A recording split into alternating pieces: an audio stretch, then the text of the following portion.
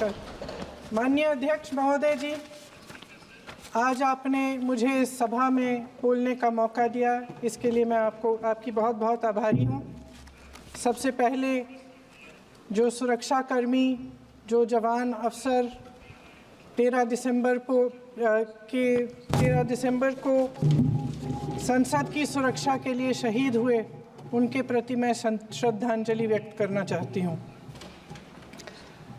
महोदय, हजारों साल पुरानी हमारी देश की, धर्म की एक पुरानी परंपरा रही है। ये परंपरा संवाद, चर्चा की रही है।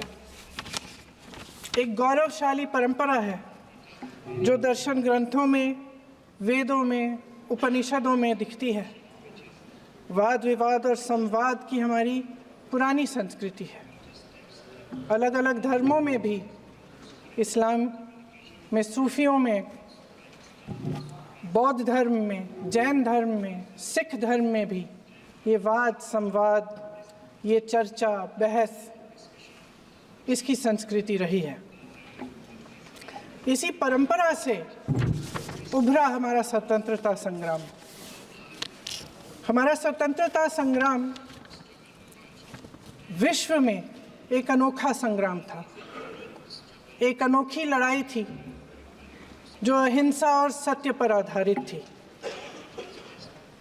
ये वाद संवाद की जो परंपरा है, इसको इस संग्राम ने आगे कैसे बढ़ाया?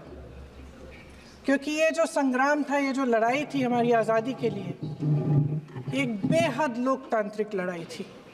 इसमें देश के किसान, देश के जवान, देश के मजदूर, देश के अधिवक्ता, देश के बुद्धिजीवी, चाहे किसी भी जाति के हों, चाहे किसी भी धर्म के हों, चाहे किसी भी भाषा को बोलते हों, सब इस स्वतंत्रता संग्राम में शामिल हुए। सब ने हमारे देश की आज़ादी की लड़ाई लड़ी।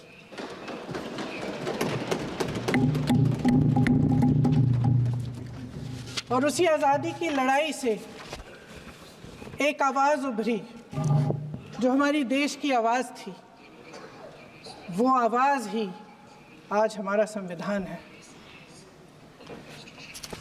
साहस की आवाज़ थी, हमारी आज़ादी की आवाज़ थी, और उसी की गूंज ने हमारे संविधान को लिखा और बनाया।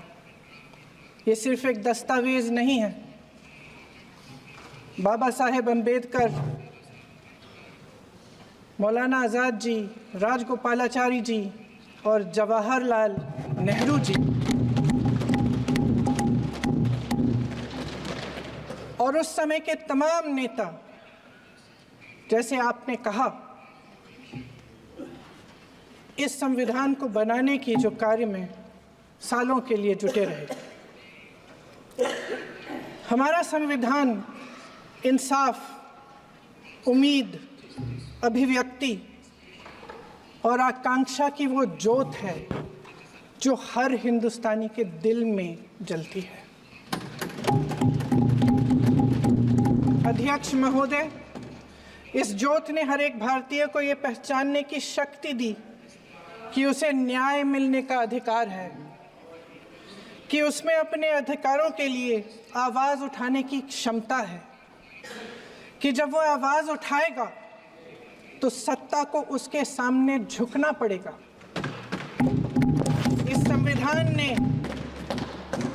हर एक देशवासी को ये अधिकार दिया कि वो सरकार बना भी सकता है और सरकार बदल भी सकता है।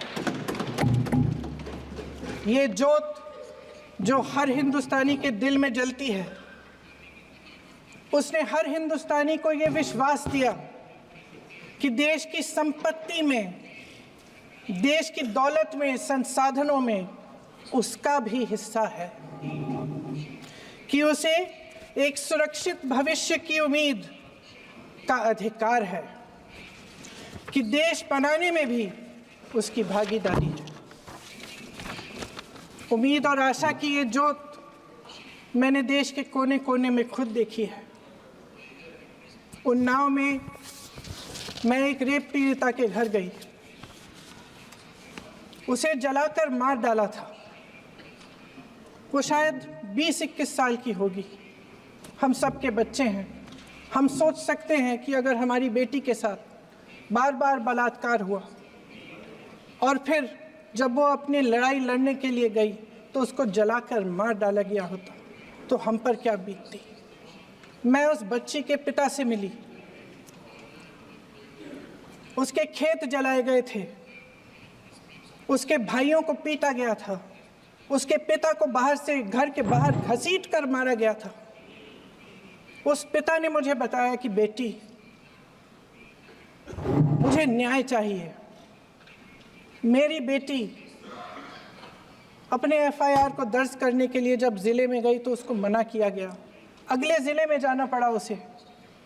वो रोज़ सुबह 6 बजे उठकर तैयार होकर अकेली अपने मुकदमे को लड़ने के लिए अगले ज़िले में ट्रेन से जाती थी। उसके पिता ने मुझे कहा कि मैंने उससे कहा, बेटी अकेले मत जाओ, छोड़ दो ये लड़ाई। लेकिन उसकी बेटी ने उसको जवाब दिया कि नहीं पिताजी, मैं अकेली जाऊंगी, मैं लड़ूंगी, ये मेरी लड़ाई है, मैं इसको लड़ूंगी।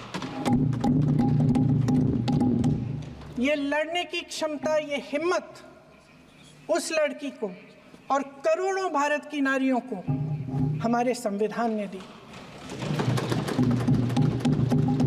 आगरा में मैं अरुण वाल्मीकि के घर गई। अरुण वाल्मीकि पुलिस स्टेशन में काम करता था, सफाई का काम करता था। आप सोच सकते हैं हमारी तरह उसका भी परिवार था। नई नई शादी हुई थी, 2-3 महीनों का बच्चा था। पुलिस स्टेशन में चोरी हो गई। चोरी का इल्ज़ाम उस पर लगाया गया। उसके पूरे परिवार को उठाकर पुलिस स्टेशन में ले गए। आप हंस रहे हैं, लेकिन ये गंभीर बात है। और क्या गंभीर बात। शर्म करो, शर्म।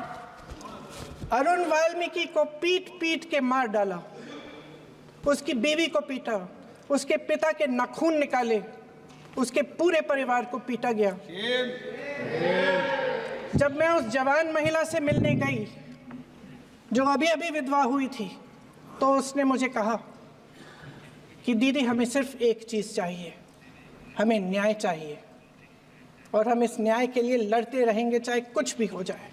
ये हिम्मत उस महिला को हमारे संविधान ने दी।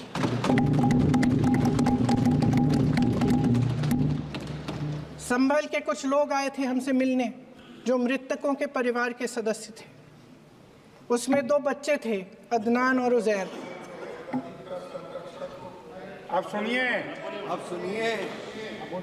उसमें 2 बच्चे थे, अदनान और उजैर। एक बच्चा मेरे बच्चे की उम्र का है, दूसरा उससे छोटा 17 साल का है। दर्जी के बेटे थे। दर्जी का एक ही सपना था कि वो अपने बेटों को पढ़ाएगा, लिखाएगा। एक बेटा डॉक्टर बनेगा, एक बेटा भी सफल होगा दूसरा बेटा भी अपने जीवन में सफल होगा। उनके पिताजी